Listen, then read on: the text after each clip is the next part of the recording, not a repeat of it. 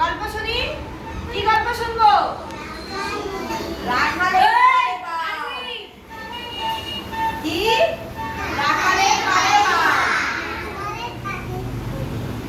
শুরু করছি, সবাই মন দিয়ে শুনবে আর প্রশ্ন জিজ্ঞাসা করা হবে। এক যে ছিল রাখাল, সে রোজ মাঠে গরু চড়াতো। মাঠের পাশে ঘন বন, বাঘ থাকতো সেই বনে। একা একা গরু চড়াতে রাখালের ভালো লাগতো না, তাই সে মাঝে মাঝেই মাঠের চাষিদের সাথে মজা করত। একদিন সে ভাবলো আজ চাষিদের বোকা বানাবো। হঠাৎ সে একদিন চিৎকার শুরু করে দিল, বাঘ এসেছে, বাঘ এসেছে, বাঁচাও বাঁচাও। সেই শুনে সরল চাষিরা লাঠি নিয়ে ছুটে এলো বাঘ তাড়াতে।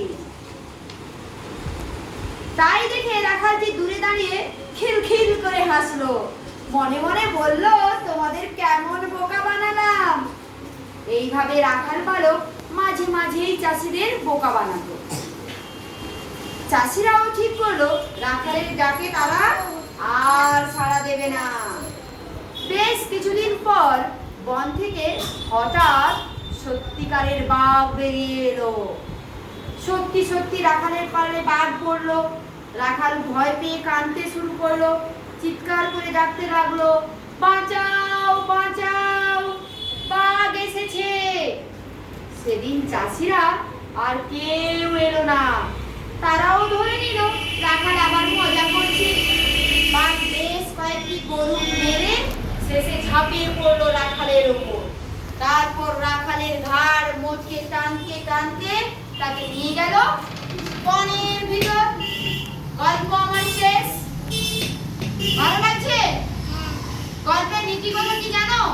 মিথ্যার পরিণাম ভয়ঙ্কর। তাহলে নীতি কথা কি? হ্যাঁ, তাহলে মিথ্যা কথা কে বলেছিল?